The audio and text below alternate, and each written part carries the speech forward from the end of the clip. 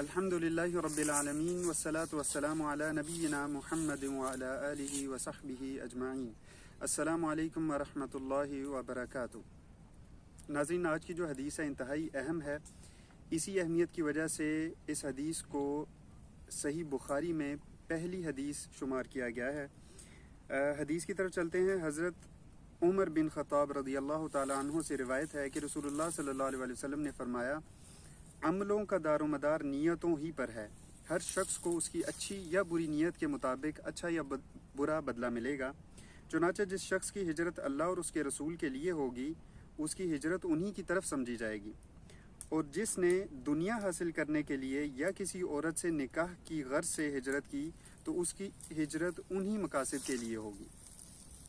صحیح بخاری حدیث نمبر 1۔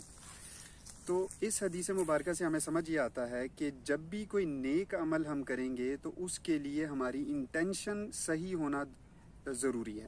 اگر ہم نیک عمل کریں لیکن اس کی انٹینشن ٹھیک نہیں ہے تو اس کا مطلب ہے کہ وہ اللہ تعالیٰ کے ہاں قابل قبول نہیں ہوگا۔ دنیا میں کیا ہوتا ہے کہ نارملی جو ایکشنز ہوتے ہیں وہ بیس کیے جاتے ہیں، ان کو جج کیا جاتا ہے ریزلٹس کی بیسس پہ، ٹھیک ہے۔ رزلٹ اچھا ہے تو سمجھا جاتا ہے کہ ایکشن بھی اچھا ہے، اگر رزلٹ اچھا نہیں ہے تو سمجھا جاتا ہے کہ ایکشن ٹھیک نہیں ہے۔ لیکن اللہ تعالیٰ کے ہاں اس طرح نہیں ہے۔ اللہ تعالیٰ جو ہیں وہ کام کو جج کرتے ہیں، کسی بھی عمل کو جج کرتے ہیں بیسڈ آن اٹس انٹینشن، اس کے پیچھے انسان کی نیت کیا تھی۔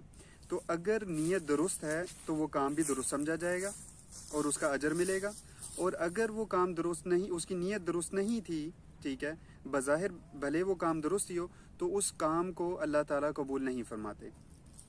جسٹ فار ایگزامپل کہ ایک شخص ہے، اس نے نماز پڑھی اس لیے تاکہ اللہ تعالیٰ کو خوش کر سکے، اور کیونکہ اس کا فرض ہے پڑھنا تو اس نے پڑھ لی۔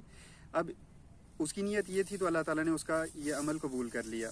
لیکن وہی شخص اگر یہ نماز پڑھتا ہے اس لیے تاکہ لوگ اسے دیکھ کے کہیں کہ جی یہ تو بڑا نمازی شخص ہے اور بڑا پرہیزگار ہے، تو اب وہ کیونکہ اس کی انٹینشن خراب ہو گئی، غلط ہو گئی، تو اس کی وجہ سے اس کا جو سیم عمل تھا وہ قابل قبول نہیں ہوگا اور اللہ تعالیٰ کے ہاں نیک عملوں میں شمار نہیں ہوگا۔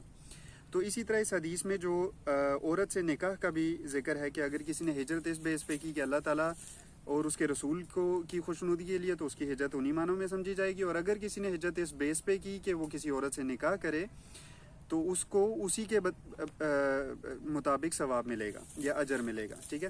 تو اس کی جو ہے وہ روایات میں آتا ہے کہ اس کے پس منظر میں کسی عورت نے جو ہے وہ نکاح کا پیغام قبول اس شرط پہ کیا کہ اگر وہ شخص ہجرت کرے گا، تو لہٰذا اس شخص نے ہجرت کی جس کے بعد ان کا نکاح ہو گیا۔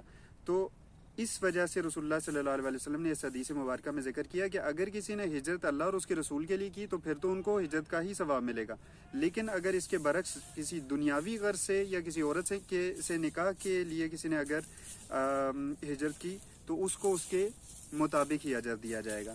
تو ہمارے لیے اس میں سبق یہ ہے کہ جب بھی کوئی نیک کام کریں، نماز ہے، روزہ ہے، زکوٰۃ ہے، قرآن کی تلاوت ہے، یا جو بھی کوئی نیک کام کریں، تو اس سے پہلے رک کے 1 منٹ سوچ لیں اور سمجھ لیں اور فیصلہ کر لیں کہ ہم یہ نیک عمل کس لیے کر رہے ہیں، اور اپنی انٹینشن کو درست کر لیں۔ اب یہاں پہ میں ایک اور چیز بتانا چاہوں گا کہ ہمارے ہاں نارملی جو ہے وہ انٹینشن کو سمجھا جاتا ہے کہ جب تک زبان سے ادا نہیں ہوگی تو وہ نیت نہیں ہوگی، وہ انٹینشن نہیں ہوگی۔ جس طرح سے ہمارے ہاں بہت کامن ہے کہ نماز کے لیے بھی نیت کی جاتی ہے زبان سے ادا کر کے، جو کہ ایک بدعت ہے، یہ صحیح نہیں ہے، کیونکہ رسول اللہ صلی اللہ علیہ وسلم سے ہمیں کسی روایت سے نماز کی نیت زبان سے ادا کرنے کا نہیں ملتا، کوئی روایت نہیں ملتی۔ تو ہم جو یہاں پہ کہتے ہیں مختلف قسم کی نیتیں کرتے ہیں، یہ نیت درست نہیں ہے۔ نیت بیسیکلی دل کے ارادے کا نام ہے۔ تو جب آپ نے دل میں ارادہ کر لیا کہ آپ نے نماز پڑھنی ہے اور اللہ کی خوشنودی کے لیے پڑھنی ہے، دیٹس آل، یہ انٹینشن ہو گئی نماز کی۔ اب آپ سیدھا بس کھڑے ہو اور نماز ادا کریں۔ تو امید ہے کہ انشاءاللہ اس حدیث سے آپ کو فائدہ ہوا ہوگا۔ اللہ تعالی ہمیں عمل کرنے کی توفیق عطا فرمائے۔ وآخر دعوانا الحمدللہ رب العالمین۔